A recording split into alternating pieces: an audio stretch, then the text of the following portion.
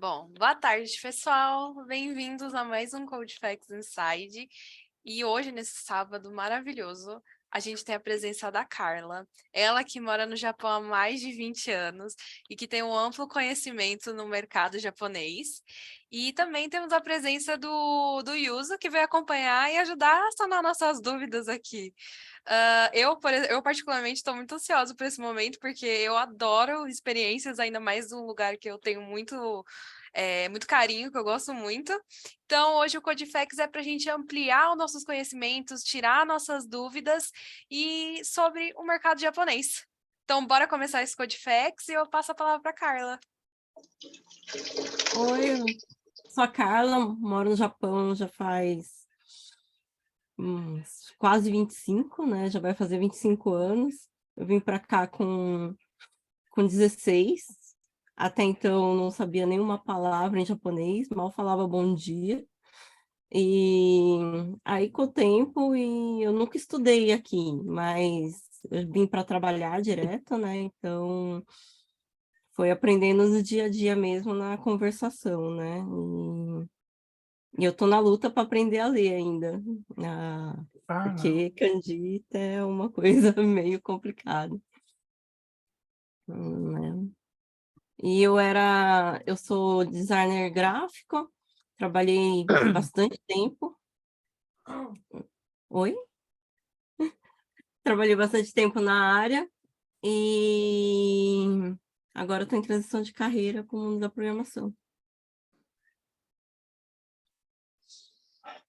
Bom, agora o Yuzo. Olá, boa tarde, pessoal. Turma 25 já me conhece de longa data, né? Desde julho que a gente estuda junto.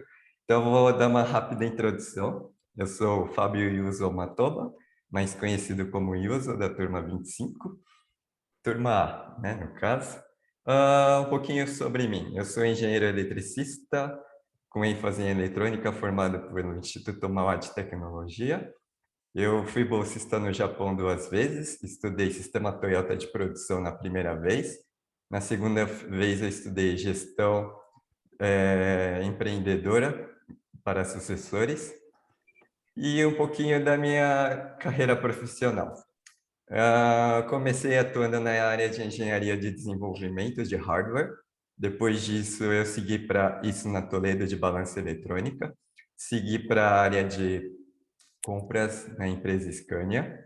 Depois disso, eu atuei na Ford, na área de Kaizen, basicamente, de análise de desvio na linha de produção.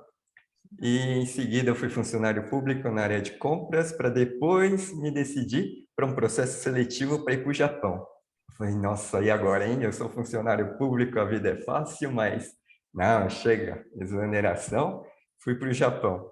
E lá eu trabalhei na área de análise de Kaizen, de melhoria contínua do processo da fábrica, né? Aí eu fiquei um tempo ali, e depois desse período, eu decidi ir embora do Japão. Logo mais vocês vão saber os motivos.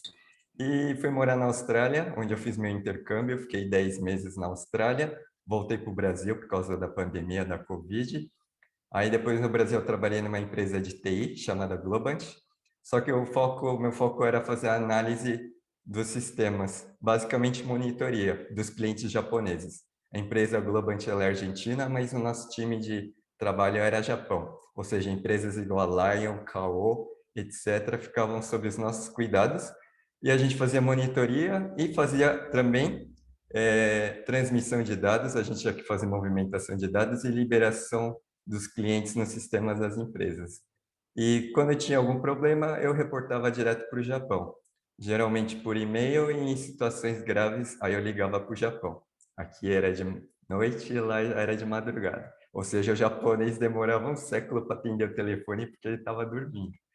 Basicamente, e depois disso, me tornei aluno da Tribe, porque meu foco era me desenvolver na área de tecnologia, porque até então eu ficava muito limitado fazendo serviço só de monitoramento de sistemas, e agora... Onde é que você está lá vendo? E basicamente é isso, cara, com você.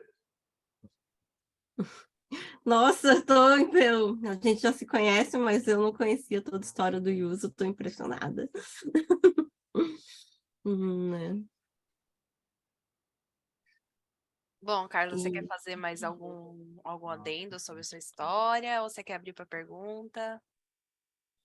eu acho que conforme vai dentro das perguntas, aí vou falando um pouco mais, né? Não, tudo bem. Então, gente, quem tiver alguma dúvida pode estar levantando a mão, que aí a gente vai tirando as dúvidas, ajudando aí o pessoal.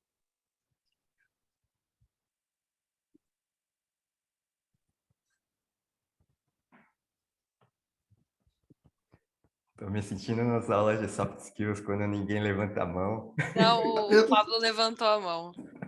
Pois é, a Karina já falou por mim. Vamos lá. Ô, Carla, transição de carreira. Evidentemente que o mercado de desenvolvedor de software está tudo bem aí no Japão, certo? Fala para a gente como é que está o mercado, o que te levou a você querer fazer a transição. E se tem a possibilidade de os brasileiros trabalharem remoto, por exemplo. Oi, então, boa pergunta. Eu começar pelo motivo que eu mudei de carreira. Eu sou designer por autodidata, né? Então, eu atuava numa revista brasileira para o mercado brasileiro aqui no Japão. Então, porque aqui a comunidade brasileira é muito grande e eu trabalhei numa revista desde o começo dela, então eu tinha muito apego a, ao meu trabalho. Eu trabalhei muitos anos nela, só que aí aconteceu que eu fiquei doente e eu reparei que eu estagnei. Então, aí eu tinha a possibilidade de voltar ou de querer outra coisa. E aí eu acabei decidindo mudar de profissão, de procurar alguma outra coisa para fazer. Foi quando, pesquisando, eu conheci a Tribe. Certo, Agora, sobre como está o mercado hoje, bom, como no mundo inteiro, apesar das demissões, ainda falta muita gente, né? Você vê muitos anúncios de vagas, certo. né? Faz todo sentido. Eu E acompanho o Ricardo, um influencer, né, muito conhecido, e ele falou uhum, assim, calma, gente, não precisa ter medo. Vai ter vaga para todo mundo e tem empresa que ainda vai continuar pedindo pessoal para trabalhar. Pode mandar 10.000 embora exato. que tem vagas. E no caso, a possibilidade de quem não é descendente trabalhar existe. Eu andei pesquisando sobre isso, né? E sobre sabendo que essa seria uma das dúvidas, né?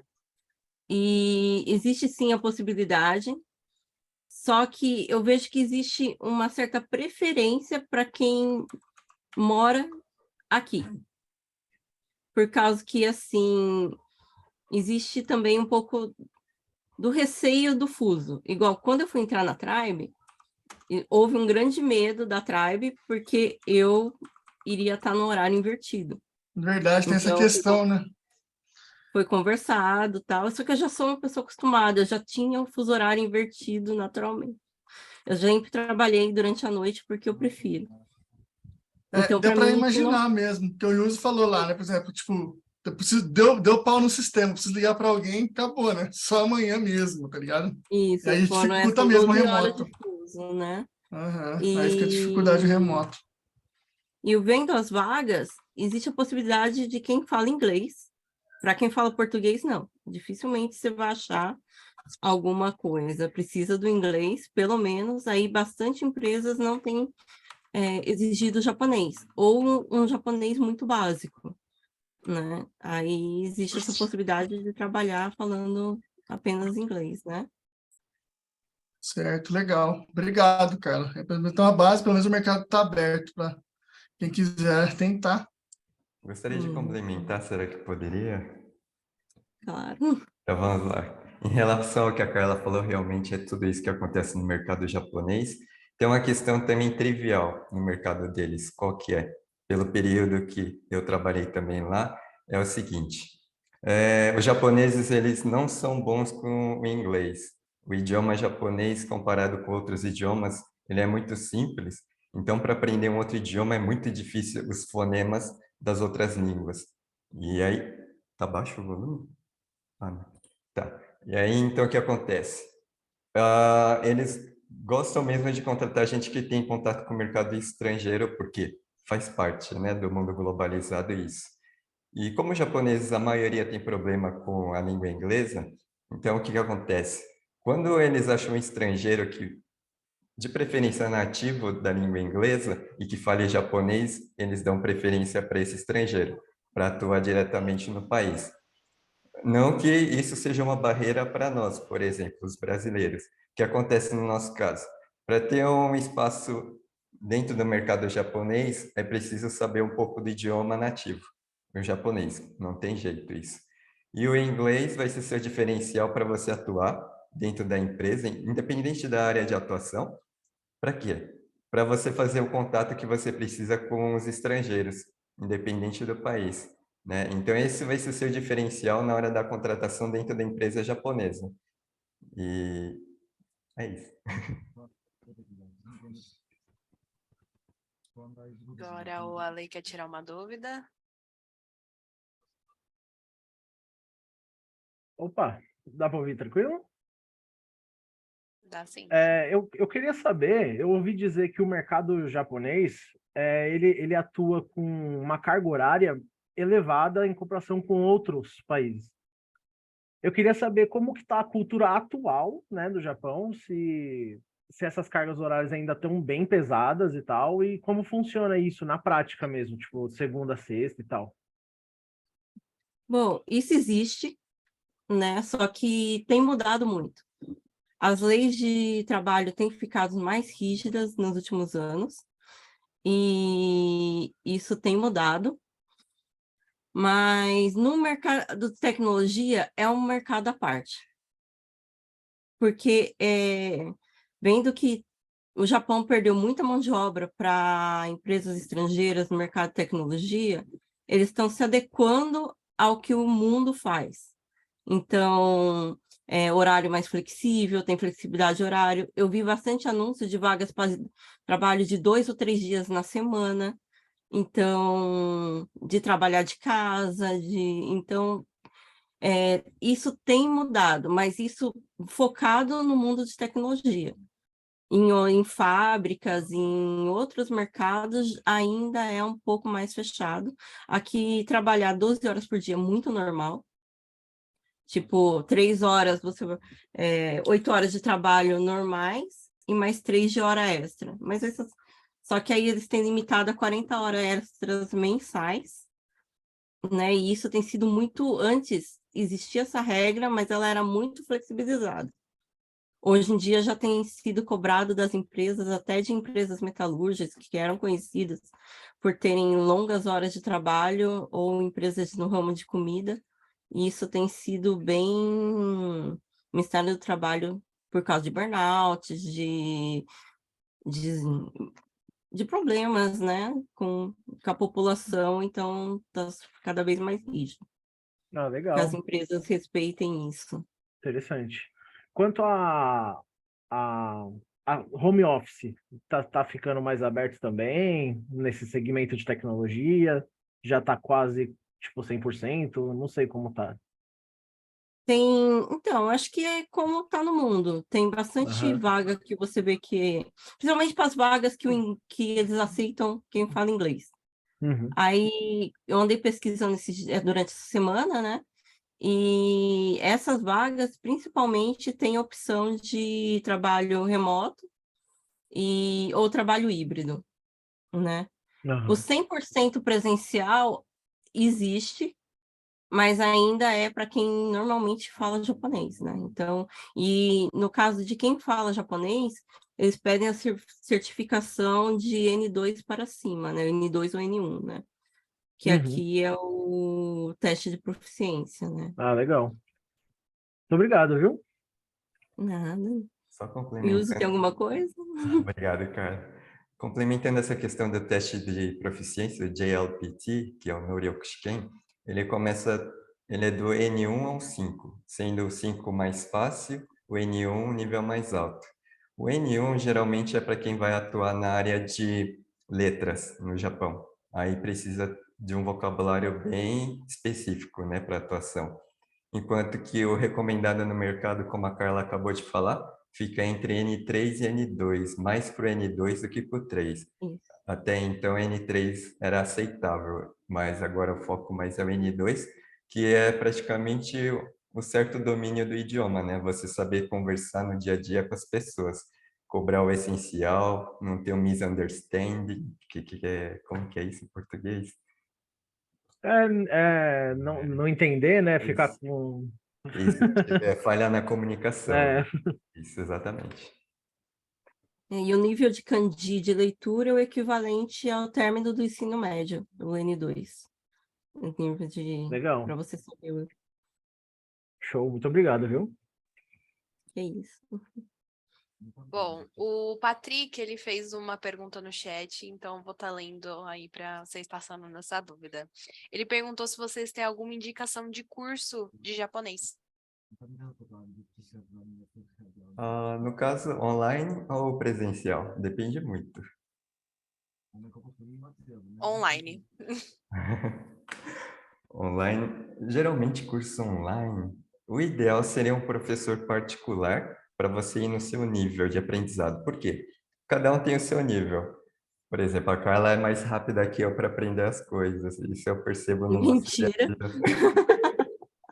Então, no meu caso, eu não ia conseguir acompanhar a Carla se eu estudasse na mesma sala que ela.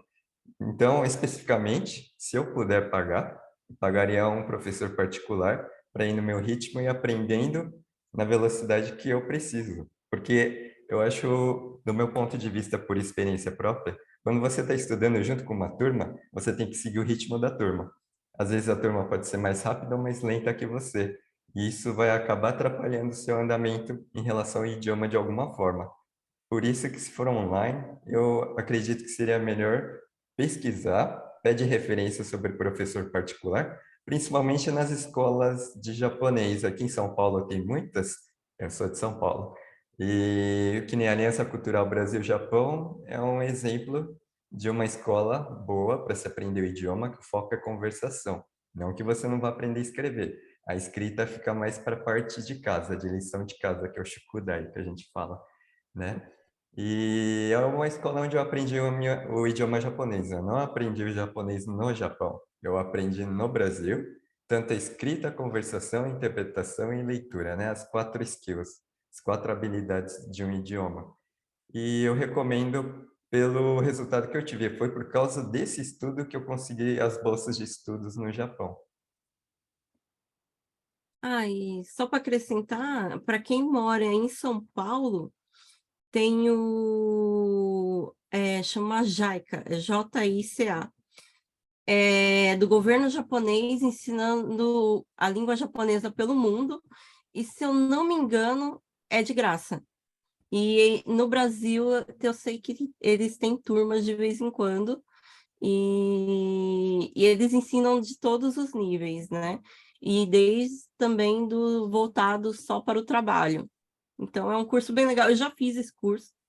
Eu fiz o equivalente ao nível 3, né? O N3, né? Foi bem gostoso. Uma aula, o material é muito bom e as aulas são bem interessantes. E normalmente são professores japoneses que viajam pelo mundo ensinando. Então são voluntários, né? Lógico que eles recebem salário para morar fora do país, mas assim, é um serviço meio que voluntariado para ir para fora para ensinar o japonês. Ah, sim. Agora, o Daniel, você quer complementar ou é uma pergunta? É uma pergunta. Uma pergunta? Então, vou passar primeiro para o Alexandre, que ele estava na frente. Então, Alexandre, pode estar tirando sua dúvida. Então, eu sei que a parte da escrita do japonês é muito mais difícil. Eu não tenho muito conhecimento sobre a língua japonesa, né?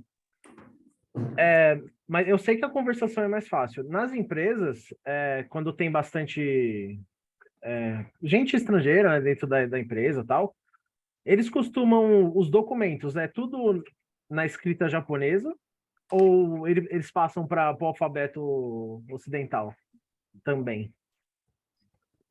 Então, aí vai depender da empresa. Porque se for uma empresa que te contratou, que te aceita pelo fato de você entrar lá pelo inglês, então a documentação provavelmente vai ser em inglês, junto com a documentação em japonês. Legal. Mas no caso, se for uma empresa convencional, é tudo em japonês. Legal. Um livro que eu recomendo, desculpa, voltando à questão anterior, é esse aqui que eu uso. Eu acho que não dá para ver direito. Você está Depois travado e usa a sua imagem. travou? Voltou? Aham. A imagem É só o voltou? vídeo, É só o travou. vídeo, a voz tá Só o vídeo. saindo. Eita, deixa eu ver aqui. Voltou?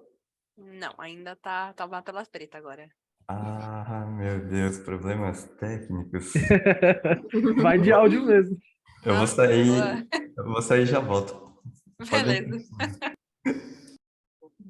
Bom, então enquanto ele não volta, Daniel, se você quiser tirar sua dúvida. Cara, eu queria saber quais são as tecnologias que mais estão sendo pedidas no mercado japonês. Elas batem com as brasileiras e as americanas ou ela difere um pouco? Eu tenho Obrigado pela pergunta. visto de tudo, assim, né? Como foi que eu falei, sabendo que ia vir aqui, então eu dei uma pesquisada nas vagas. Eu surpreendi, eu achei que de PHP eu não ia ver, que é uma linguagem, assim, um pouco mais antiga. Mas não, eu vi algumas vagas de PHP que pagam bem, pagam até melhor do que vagas de JavaScript, no caso, de React. Aí, tanto de Vue, de React, então, de tudo tem. Aí, só que nas descrições da vaga, eles têm pedido bastante coisa. Eu não sei, que eu ainda não estou procurando, pretendo chegar no bloco 10 do back-end para começar a procurar emprego, então eu não sei como que está ainda o mercado brasileiro, mas o mercado aqui, eles pedem, tipo, na vaga, HTML, CSS, React, aí pede alguma noção de back-end, alguma coisa de saiba banco de dados, que já tenha visto alguma coisa de cloud, e que saiba falar sobre como funciona, assim, até a parte de navegador, sabe? De se o sistema vai rodar bem, essas coisas. Então, eu vejo que as vagas estão pedindo bastante, que assim, estão bem exigentes, né? Pedindo um conhecimento bem grande. E aqui, vagas de júnior pede de 2 a 3 anos de experiências algumas vezes, né? Tanto que eu não sei como que seria a classificação no Brasil, como que é de júnior para pleno, mas aqui, assim, pelo menos 2, 3 anos você ainda é considerado júnior, né? A questão Lógico que que isso mandaram, varia, né? desculpa, a questão que mandaram lá é se era front-end, essas vagas que você está comentando. Tem das duas coisas, né? Tem tanto de... eu vejo que a visão deles é que você tenha seja um pouco mais full stack, né? Há uma grande maioria mas tem só de front-end, só de back-end, mas que, assim, que você não seja limitado, tipo, sei back-end, mas eu não sei nada de HTML, tipo, eu não sei pensar como uma pessoa que vai trabalhar na minha frente vai funcionar. Então, que você tenha uma noção do fluxo inteiro do trabalho.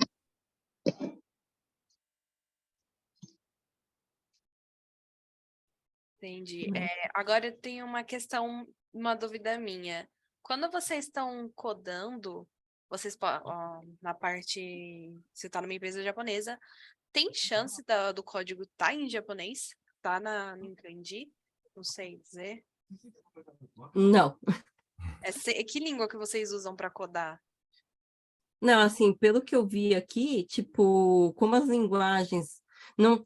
eu não vi nenhuma linguagem que seja nativa japonesa, eu não sei se existe, igual o Pedro, no caso, me apresentou 2 linguagens, eu sei que existem outras que foram feitas no Brasil, mas existem linguagens em português, mas no caso, linguagem em japonês, tanto na China eu acho que também não tem, porque é muito difícil, tanto que o meu teclado ele é japonês, só que as letras são todas em algarismos romanos, que a gente chama que é o alfabeto que tem no Brasil. Então, e na escola, aqui, você aprende os 3 alfabetos japoneses, mais o alfabeto estrangeiro, que é o alfabeto de inglês, né, português, assim, que é o algarismos romanos, né? Então, aqui a Sim. gente tem que saber esses 4 tipos de alfabetos, Você né? falou que seu teclado Complementar. é em romano, né? Isso. Você consegue mostrar ele na sua câmera, só pra gente ter uma ideia? Aqui. Aí, aqui, ó, se você ver Ah, embaixo aqui, ó, tem a letra em japonês equivalente. Deixa eu ver aqui. em Embaixo equivalente. tem a letra romana, e embaixo, pequenininho, tem a letra equivalente em japonês. Mas aí, como que você tecla em japonês? Você muda seu teclado para japonês Uhum. e você tecla pelo som. E aí vai aparecer uma lista de... Porque aqui no japonês não é um pessoal muito criativo, e eles usam a mesma palavra para 500 coisas diferentes. Então, e tem que... E assim, só que para o significado dela, normalmente você sabe pelo kanji. Então, quando você escreve uma palavra, vai ter várias formas de escrever aquela palavra de acordo com o que você quer dizer. Isso, complementando um pouquinho a Carla na questão, o teclado geralmente os japoneses usam da seguinte forma: o som do A, do romanizado, é A. Então, quando você junta a letra K do seu teclado com a letra A, forma um hiragana da letra K. Só que aí, o japonês não costuma usar só hiragana. Mas e como é que faz para eles virarem kanji, que são os ideogramas? Basta você escrever a palavra por completo. Ele te dá primeiro em hiragana e te dá as opções de kanji para você converter. Que kanji você quer? Aí aparece um box do lado com os selects. E aí você faz a seleção da palavra ou do kanji que você gostaria de fazer a troca. E é assim que a gente escreve no teclado japonês. No celular, o japonês usa um outro tipo de sistema, geralmente. Qual? Ah, sim. É o da setinha. Você coloca seu dedo no touch da tela e puxa. Porque cada puxada é uma sílaba japonesa ou uma vogal. A, I, U, E, O, Ka, Ki, Ku, Ke, Ko. E assim por diante. Aí o japonês só vai puxando para formando as palavras.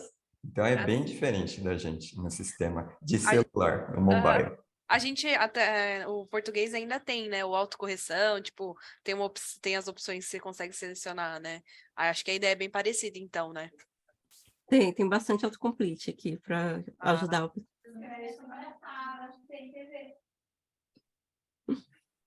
bom, agora acho que o Gabriel quer tirar uma dúvida. Pode falar, É Gabriel. uma dúvida, estão conseguindo me ouvir? Sim, Gabriel. Sim. Então, a minha dúvida é em relação ao salário. Assim, quanto que as vagas júnior estão pagando no Japão, né? E quanto que isso daria assim convertido para reais? Então, de acordo com o que eu vi essa semana, de início, tá pagando para front-end, paga menos, back-end paga mais. Começa com cerca de, traduzindo, né? De 2.000 a 3.000 dólares, isso de início, só que é muito comum salário, assim, de pleno a sênior, de salário de 8 a 10 mil dólares por mês, é bem comum aqui, você vê essa faixa salarial, e acima desses cargos, aí já não são divulgados, porque cada empresa tem seu sistema. E tem também, como empresas estrangeiras, aquele sistema de você ganhar ações da empresa, aí aqui tem 2 bônus por ano. Para estrangeiro, se você trabalhar no tipo para empreiteira aqui, normalmente não tem. Quem trabalha em fábrica, normalmente os DKCs, esses são mais difíceis ter esse tipo de coisa. Mas se você trabalha direto numa empresa japonesa, isso é muito comum. E no começo, nos primeiros anos, são pequenos os bônus, mas vai aumentando a cada ano. A cada ano, seu bônus vai aumentando, que é no meio do ano e em dezembro tem bonificação. Complementando um pouquinho o que a Carla falou em relação ao Kyrio, o salário, no meu caso eu era Seishain, funcionário efetivo do Japão. Como a Carla falou, a bonificação existe, Geralmente são 2 bonificações, como a Carla mencionou. No meu caso, eu recebia 3 bonificações no Japão. Recebia uma em fevereiro, uma em julho e uma em dezembro. Só que funciona da seguinte forma: o período de férias e trabalho no Japão é diferente da CLT do Brasil. Como assim? Por exemplo, no meu caso, eu trabalhei 6 meses numa empresa, aí o que aconteceu? Eu tinha direito a férias. Nossa, mas 6 meses e você já pode tirar férias? Sim, posso. São só 10 dias. E você tirou? Não, não tirei, porque a empresa não me liberou. E mesmo porque ainda era muito cedo, né? 6 meses para tirar férias. Mas a cada 6 meses que vocês tiram férias no Japão? Não. As primeiras férias são depois dos 6 meses de trabalho, e após isso vira anual. Ou seja, você tem que trabalhar um ano, aí você ganha 11 dias. Você trabalha mais um ano, ganha 12 dias. Mais um ano, 13, até chegar a 20. 20 dias é o máximo de dias que você consegue tirar, acumular no Japão. Assim, depois de trabalhar anos, o máximo que você chega a 20, nunca vai chegar a 30. Você consegue tirar as férias direto? Por exemplo, eu quero tirar 20 dias. Posso? Não, você não pode. Nossa, mas por quê? É porque eu trabalho em primeiro lugar, né? Aqui no Japão, você sabe, suas férias são de menos. Então, é isso que acontece no Japão para a gente. A gente ganha essas bonificações, os nossos direitos, mas a gente não consegue usufruir da melhor forma possível, né? Tanto é que quando eu fui tirar férias para ir para um casamento com a minha irmã, que minha irmã foi madrinha de um casamento nos Estados Unidos. E aí a gente pediu 2 semanas de férias para poder ir para lá. Eles não queriam dar. Aí eu falei, então, se é assim, pode me demitir na volta, porque a gente já tem um compromisso com a pessoa. Eu não sou japonês. Eu não vou atuar como japonês, né? Aí a pessoa falou, não, não, pode ir, pode ir. Depois que você voltar, aí você continua na empresa. Aí a gente resolveu dessa forma. Por quê? Porque a cultura japonesa e a brasileira são muito diferentes em vários aspectos, né? Nessa questão trabalhista, né? No Brasil, eu vejo como a gente tem muito mais benefícios do que no Japão, nessas questões, né? O sindicato japonês ainda não é tão forte como é aqui no Brasil, né? Para poder lutar pelos direitos dos trabalhadores. E então isso pode ser um pequeno empecilho para de repente a pessoa que for trabalhar no Japão, assim, fisicamente presencial, será que o japonês vai criar uma lei trabalhista própria para estrangeiro ou o estrangeiro vai ter que se adequar ao sistema japonês de trabalho? Essa é a dúvida, né? Porque eu tive Bom, normalmente se adequa ao lugar que você está, né? Ao que ele falou sobre as férias, que na verdade não são férias, né? É que são folgas que você pode tirar no decorrer desse tempo que você é remunerado, você não é contado como falta. Aqui tem, né, e você tem essa dificuldade quando você quer tirar vários dias seguidos, tem que conversar, negociar, e é bem complicado. Mas, então, tenho visto umas notícias, é que assim, foi o que eu falei, o mercado de tecnologia tem sido um recorte à parte do resto todo das empresas japonesas, que eles, como tem entrado, tem perdido e tem entrado gente de fora, então eles têm aceitado e flexibilizado mais esse tipo de coisa. Mas tem esse porém que é um mercado bem restrito ainda e que talvez no futuro, quem sabe, tenha mais para quem outros tipos de trabalho, né? Bom, eu acho que agora o Megas, é Megas, né? Vai querer tirar uma dúvida. Pode abrir o microfone e perguntar. Opa, boa tarde, pessoal. Boa tarde, Carla. Boa tarde, Uso. Boa tarde. Pô, muito legal esse bate-papo que vocês estão tendo aqui. Vixe, eu travei? Acho que eu travei a câmera. Beleza. Mas a minha pergunta é direcionada para o Uso. Eles não sabia, mas tu falou que tinha uma experiência aí na Austrália. E é um lugar que eu estou mirando e eu queria saber de você, perspectivas, se você pretende voltar para lá, se você acha interessante se trabalhar daqui para lá ou morar lá. Enfim, um pouco sobre sua experiência, se você puder, né? Claro, falar.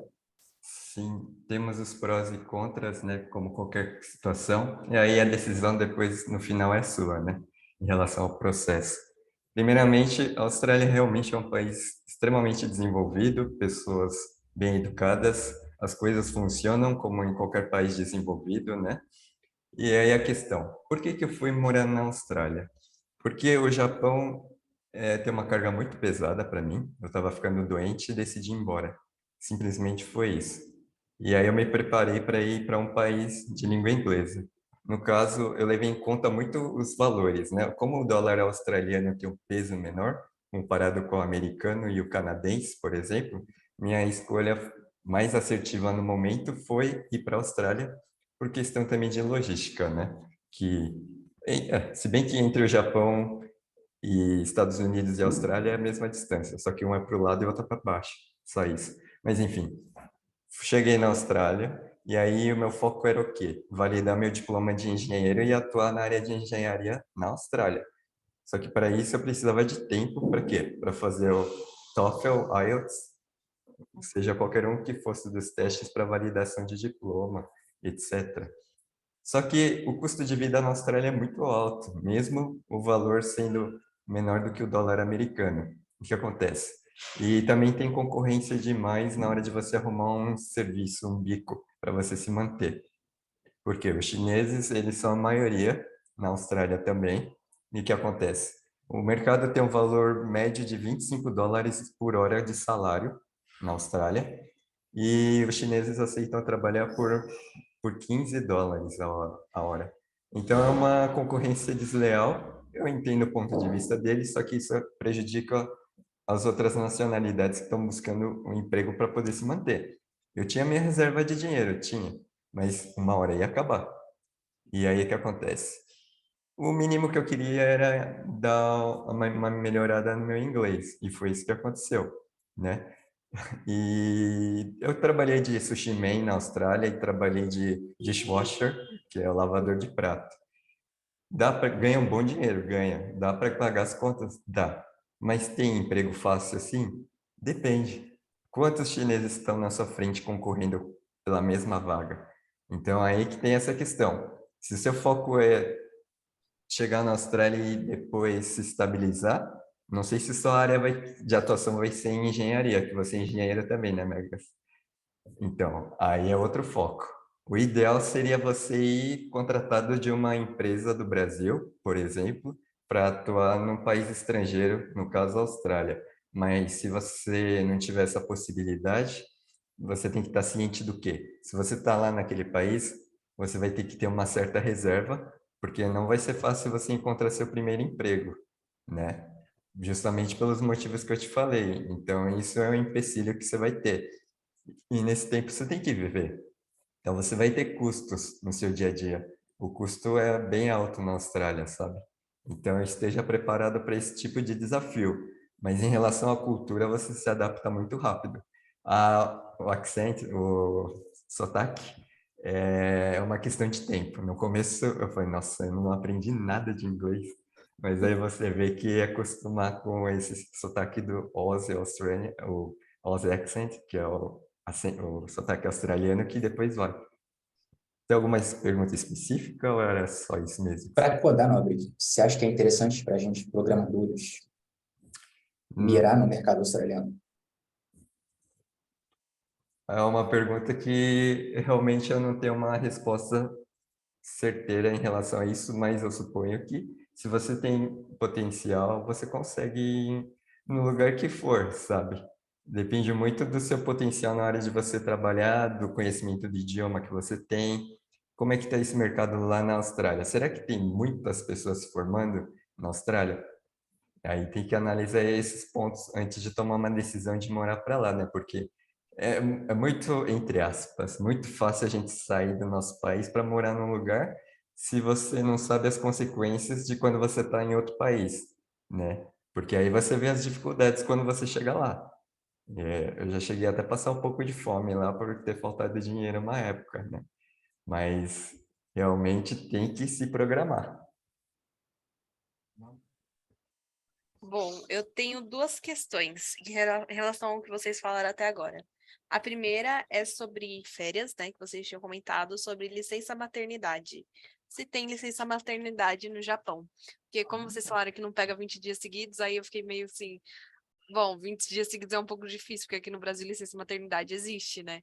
Aí eu queria tirar essa. Ah, sobre isso aqui, a lei é muito rígida, porque como eles incentivam os japoneses a terem filhos, porque aqui o pessoal é um país de velhos, como se fala, então a licença maternidade você só consegue depois de trabalhar no mínimo 6 meses na empresa. Se você entrar e engravidar, você não tem direito a nada. A partir de 6 meses depois de você estar registrada, tudo certinho, aí você tem direito já à licença maternidade, que ela é de 1 ano. Só que você não recebe 100% do seu salário. Você recebe 60%. Ah, sim. E só a mulher tem o direito à maternidade ou tem licença paternidade? O pai tem direito de 1 a 2 semanas, que agora também foi entrada essa lei, acho que foi do ano passado, retrasado, essa lei recente, que antes era opcional da empresa dar ou não, e agora virou lei que o pai tem direito a tirar alguns dias, pelo menos. Ah, sim. E a minha outra questão era referente a sotaque, que o Yuzo estava falando, que eu queria saber se tem preconceito com sotaque, porque eu chego lá e, sei lá, falo errado o sotaque, e aí, tipo, acabam debochando, ou acho estranho, ou, tipo, nega te responder por isso, entendeu? Na questão de sotaque... Pelo contrário, vai falar, Yuzo. Desculpa. Então, na questão de sotaque, pelo contrário. Eles admiram você porque você está tentando falar o idioma deles. Eles falam assim, Joso desse. Joso quer dizer que você é habilidoso com o idioma. Sendo que, geralmente, a gente não é, né? A gente sabe o quanto a gente domina do idioma. Mas, por questão de educação, eles falam que você é habilidoso. Por quê? Porque eles não conseguem falar o idioma estrangeiro. Por exemplo, eu vou falar uma frase e você fala o que que é, tá bom para mim, Karina? Vamos lá. Eu não manjo nada. Em inglês, eu vou falar para você ver Tá, o nome beleza. deles. Do you like chocolate? Do you like chocolate?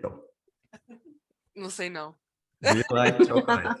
Do you like chocolate? O Alexandre me deu spoiler, ele falou se eu gosto de chocolate. Exato. Olha a dificuldade para o japonês falar o inglês. Nossa, Você sim. entende. A princípio, né? Depois eu acostumei. Mas por isso que eles falam, nossa, então, mesmo você falando japonês errado, eu te entendo. Eu não consigo falar outro idioma, você está falando o meu. Por isso eu te respeito e acho o máximo isso que você está fazendo. É esse Sim. pensamento que eles têm. Que legal, interessante, E porque... só para complementar, eles exigem mais de gente como eu e o Yuzo. Como nós somos descendentes, eles acham que, assim, se você entrar, isso num chão de fábrica normal, assim, trabalhar na produção, então é mais fácil os chefes, quem está em cima, exigir mais de quem é descendente de quem não é. De quem não é, eles acham que a pessoa, assim, como não tem nenhum background, eles admiram mais quem fala. Agora, de quem já tem descendência, eles exigem um pouco mais. Porque sabe que de família, teoricamente, seus avós, seus pais deveriam falar japonês e você deveria ter algum contato com a língua, isso mais em trabalhos mais, assim, manuais, assim, em fábricas, essas coisas, né? Quando você entra em escritório, já é um pouco mais diferente, já a conversa foi que o Yuzo comentou, aí é dessa forma, eles acham mais, admiram mais, né? Você saber mais de uma coisa. E sobre como o japonês está falando inglês, eles têm melhorado. Porque nas escolas agora, a grande maioria das escolas, os professores que ensinam inglês não são japoneses. Eles importam professores do mundo todo para ensinar inglês para as crianças, para melhorar a pronúncia, porque japonês, a pronúncia, a boca ela abre mais para o lado, né? E não abre redondo, igual o português. Então, eles têm ensinado as crianças para melhorar no futuro, melhorar o inglês e a pronúncia disso. Mas isso leva tempo, né? Não vai ser a próxima geração, né? Só mais adendo que eu faço, lá no meu período que eu estudei na Austrália, eu conheci vários japoneses, né? E uma delas, a que estudou comigo, ela tem um sotaque muito bom do idioma inglês. Aí a gente pergunta, nossa, mas como é que você consegue falar tão bem o inglês, né? Não fala aquele sotaque puxado. Porque ela falou que como ela começou a estudar com nativos, quando ela era criança, não pegou o sotaque japonês na hora da conversação.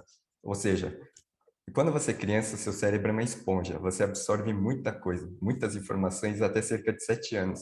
Seu cérebro é terrivelmente adaptado a absorver qualquer coisa que você ouve.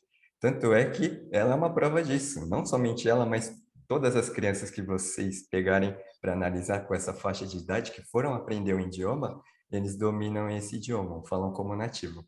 Principalmente a questão de pronúncia. Se está ouvindo o nativo falando, pega muito fácil o sotaque dessa língua. E foi isso que aconteceu com ela. Ela só estava lá, mas para dar um improve, melhorar o inglês dela. Ela falou para mim.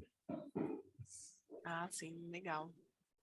Porque aqui, por exemplo, o brasileiro tem muito receio do próprio inglês falar errado. E isso mesmo a gente vocês falando, sim, eles não ligam, eles até admiram, a gente ainda tem aquele certo receio, né? Mas isso também é prática, eu creio, né? Com o tempo você vai melhorando.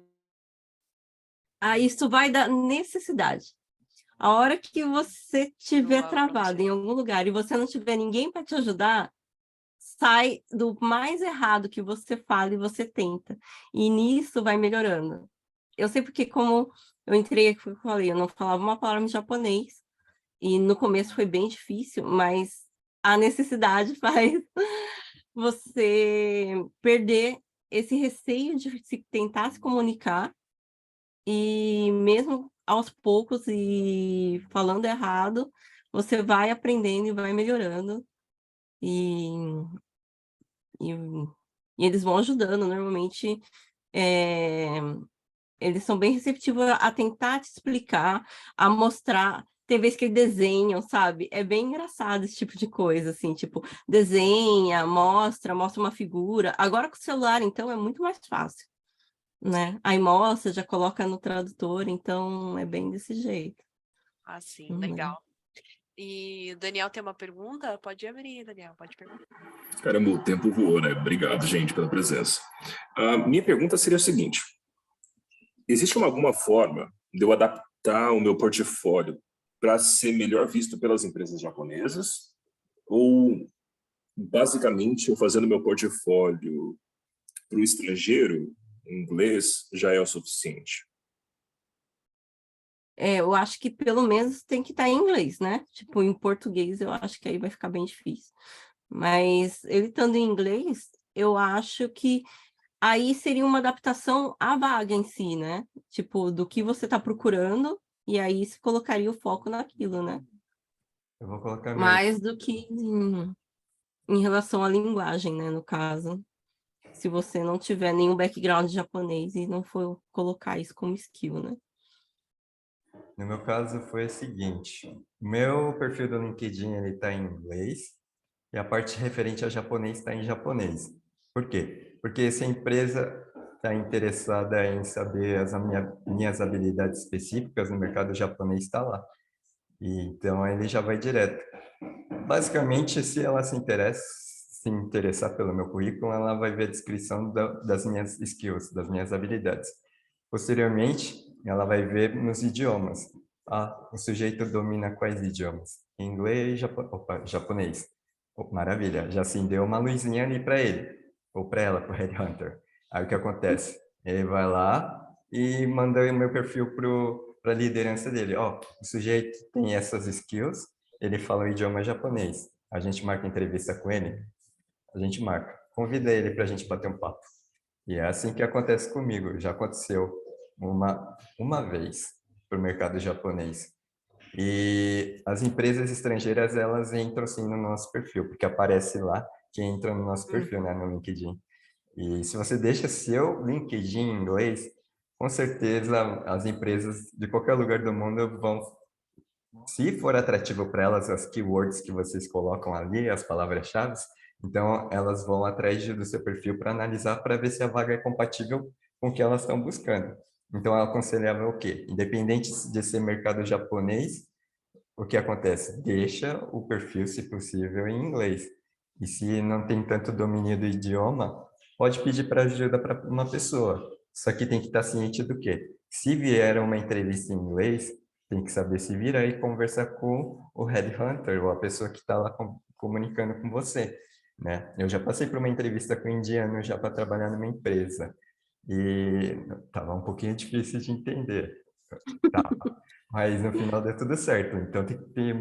Ó, a gente que já conhece um pouco do idioma em inglês, quando a gente ouve uma pronúncia diferente, não tem que se virar, tem que tentar entender. Tira o conceito principal daquilo que ele está falando. Está falando do quê? Ah, legal. Confirma com ele. Ah, estava falando sobre isso? Aí ele vai falar assim. Se ele falar, ah, não, não era bem isso, aí ele vai te explicar de novo. Aí ele entendeu. Opa, ele não pegou direito o que era a vaga. Aí ele vai te explicar. Aí ele percebe e ele fala um pouco mais devagar com você, né? Então, tem umas jogadas que a gente pode fazer durante a entrevista em outro idioma, né? Só não pode, tenta não ficar nervoso, tenta conversar naturalmente, respira fundo. Não é fácil, não é. Já fiz muitas entrevistas, por isso que eu fui ganhando experiência, mas é assim, que nem quando a gente manda o currículo para uma vaga. Não é na hora que a gente vai ser contratado, só se a gente tiver muita sorte. Mas, basicamente, a gente vai ficando calejado de tanto processo seletivo que a gente vai fazendo, que a gente já adquire esses skills. A gente já entende como é que funciona o perfil daquela vaga. E aí a gente se adequa a ela. Lembrando que você vai ter que estar compatível pelo menos em um percentual com a empresa, porque de repente você não é compatível, mas você se adequa à vaga, você vai chegar na empresa, a empresa vai descobrir que você não é compatível com a filosofia dela e aí você vai perder o emprego, né? Então, muita atenção na hora dos processos seletivos. Bom, então o Elber está com a mão levantada. Pode desmontar, o Elber. Beleza? Boa tarde. Boa O microfone tarde. tá padrão aí ou tá com problema? Oi, oi. Tá um pouquinho baixo, Tá Elber. baixo? Agora melhorou. Melhorou? Então, minha pergunta é mais uma curiosidade pessoal, vai para Carla, que ela comentou que aqui no Brasil ela tinha o costume de trabalhar de madrugada. Então, fiquei curioso se agora no Japão ela está trabalhando em horário comercial ou se velhos hábitos nunca morrem.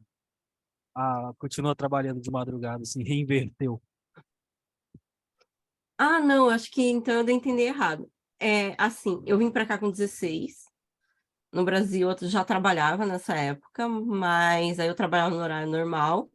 Mas quando eu virei designer aqui no Japão, foi quando eu comecei a trabalhar durante a noite, porque meus filhos eram pequenos na época. E eu não conseguia trabalhar com eles correndo pela casa. Então, começou que eu comecei a trabalhar à noite. E eu já tentei virar de novo para o horário normal, entre aspas, horário comercial, e eu não consegui, eu não me adapto muito bem a dormir durante a noite e ficar acordada durante o dia. Eu prefiro realmente o horário invertido, Acho que deve ter a né? ver com o ciclo circadiano, né? Ah, você Então, mas foi. na verdade, por eu morar aqui há tanto tempo, já deveria ter trocado, né? Aí eu já fiz até tratamento, tudo para me adequar e é uma individualidade genética mesmo minha que eu sou muito noturna, né? Legal. Eu fiquei curioso porque eu tenho também experiência em ficar trocando os horários, mas aí eu já tenho uma flexibilidade que eu ajusto meu relógio biológico conforme a minha necessidade. Mas aí, apesar da pergunta ter sido um pouco pro lado assim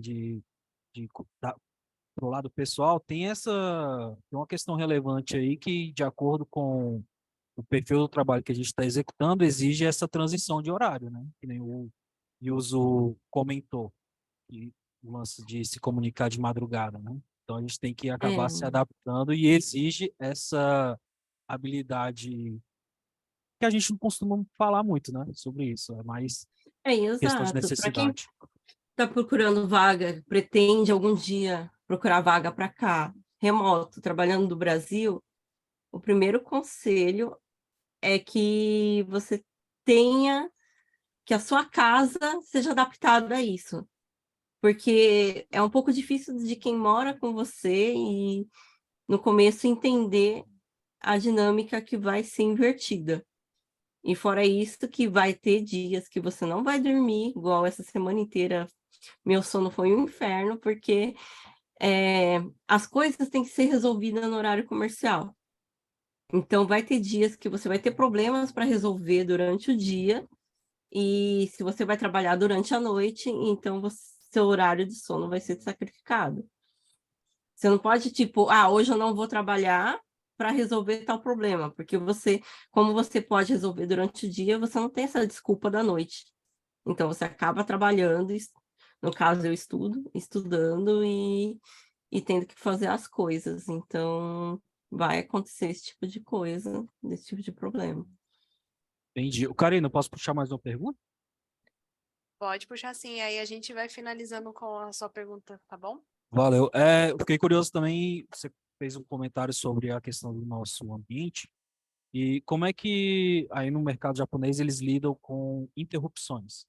Por exemplo, você citou a questão dos filhos, e aí me veio essa curiosidade agora, se existe algum, como eu posso dizer, algo que a Então, gente eu não pode, sei. algo que a gente não pode deixar acontecer de forma alguma, como, por exemplo, ser interrompido durante uma DM, ser interrompido durante uma reunião. E se eles fazem um controle de produtividade rigoroso, ou se respeitam as pausas, como, por exemplo, a gente está cansado, não consegue nem olhar para a tela direito, ou está com a visão tunelada, aí você dá uma pausa e faz o autogerenciamento do tempo de produtividade. Então, eu acredito, como no Brasil, vai variar de empresa para empresa, né? Só que a primeira pergunta sobre as interrupções, então, a cultura japonesa é muito voltada ao trabalho. E aqui as crianças, elas estudam de manhã até de tarde. Aqui o horário é integral de escola. Eles almoçam na escola, fazem atividades, só voltam no final da tarde para casa. Então, o que eles acreditam? Que é uma falta de profissionalismo se você está trabalhando e tem uma criança toda hora te interrompendo e você está falando. Primeiro, vou entender que você não consegue, como é que fala? Que a criança não te obedece. Então, quer dizer que, assim, se ela não te obedece, quer dizer que alguma coisa dentro da sua casa também não está muito certo, né? E a questão do que o trabalho vem em primeiro lugar. Então, aqui é uma sociedade machista ainda, bastante. Então, no caso, deveria ter uma esposa, se você tem filho, ou alguém tomando conta dessa criança para não te interromper durante o seu trabalho, porque você está trabalhando, então é horário de trabalho. Não é horário de você estar trabalhando e cuidando de uma criança, né? Isso é pesado, principalmente se acontecer com frequência. Lógico que eles sabem, tipo, você está trabalhando, aí seu filho caiu e quebrou a testa, e você tem que sair correndo. Isso não vai ter problema nenhum, porque acidentes, essas coisas acontecem. Mas se é frequente, e no caso assim, se tiver um homem e uma mulher, e com as mesmas habilidades, normalmente o homem vai ser escolhido por causa que homem não engravida. E se tiver que faltar, no caso de filhos pequenos, quem falta normalmente é a mulher e não o homem. Então Interessante. tem esse peso da maternidade, por mais que eles incentivem que as pessoas tenham filhos. Então tem uma cultura muito grande de mulheres que, quando têm filhos, param de trabalhar. Interessante você comentar sobre o lance de homem e mulher, que eu acho que a gente não chegou a alguém, não lembro de alguém ter perguntado sobre a disparidade salarial. Tem diferença salarial? Você falou sobre a questão de preferência de contratação, mas e a disparidade salarial, homem e mulher, com o mesmo nível de habilidade no mesmo cargo, recebe a mesma coisa? Então, existe e era muito grande. Só que de uns anos para cá passaram-se leis que isso tem que diminuir. Só que, então, aí tem essa lei, só que vai da empresa, e querendo ou não, é simplesmente, se ele quer pagar menos uma mulher, ele coloca que o cargo dela é menor. Entendi. Como já encerrou o tema, no final, agora que eu empolguei com as perguntas, gente, desculpa, Não, mas já tudo acabou o bem. tempo, então as outras, se surgir alguma coisa, eu mando no Slack. Pode chamar no Slack, eu respondo de boa, ou me adicione no LinkedIn também, por favor. Deixa Aumentar o Valeu. networking, é bom para todo mundo, né? Ilso, você quer complementar alguma coisa? Realmente, só para fechar, o que a Carla falou é complicado, é o que acontece. Então, nenhum país é perfeito, né? Como a gente viu. Tem que colocar na balança o que é melhor para cada um. Para mim, não foi melhor ficar no Japão. Para Carla, eu não sei se ela pretende continuar, enfim, né? Mas cada um tem o seu ponto de vista depois de passar pela situação de morar nesse país. A partir disso, a gente toma as nossas decisões. Será que eu fiz a melhor escolha? Será que é aqui que eu quero estar? Né? E aí, a partir disso, você já define novas estratégias. Não, eu vou ficar aqui, então eu vou buscar outro emprego fazendo tal coisa. Então, eu vou estudar isso. Ou então, não, Brasil é o que eu realmente gostava, quero voltar para lá. Tem todos os problemas? Tem. Mas, acima de tudo, eu tenho minha família, tenho meus amigos, tenho o calor humano que os latino-americanos são os melhores em contato pessoal. Isso sem dúvida alguma. Bom, galera, então a gente vai finalizando aqui. Qualquer dúvida pode estar mandando pra gente, a gente tenta sanar, tá bom? E eu tô mandando aqui no chat. Pode Posso dar um falar? som? Falar só mais uma coisinha? Não, é que eu estudei para isso, que me perguntaram, o Pedro também já me perguntou sobre visto. Sobre o fato de estrangeiros que não são casados com japoneses, assim, com descendentes, poderem ter vistos. E eu pesquisei sobre isso. É possível, desde que a empresa, você já esteja trabalhando e a empresa tire sua documentação para você vir trabalhar, aí você vem com visto de habilidades especiais. Aí, só para complementar, para quem quiser vir para cá, aí tem essa possibilidade. Né? Sim. Então, galera, eu coloquei ali no chat o LinkedIn da Carla, o LinkedIn do Yuzo. Então, a gente vai finalizando por aqui. Eu agradeço muito a participação dos dois sobre esse mercado tão diferente do nosso. E só agradecimentos a todos que também participaram aqui, gente. Muito obrigada mesmo. E a gente vai deixar gravado, vai postar e vai estar o LinkedIn dos dois também lá, viu, gente?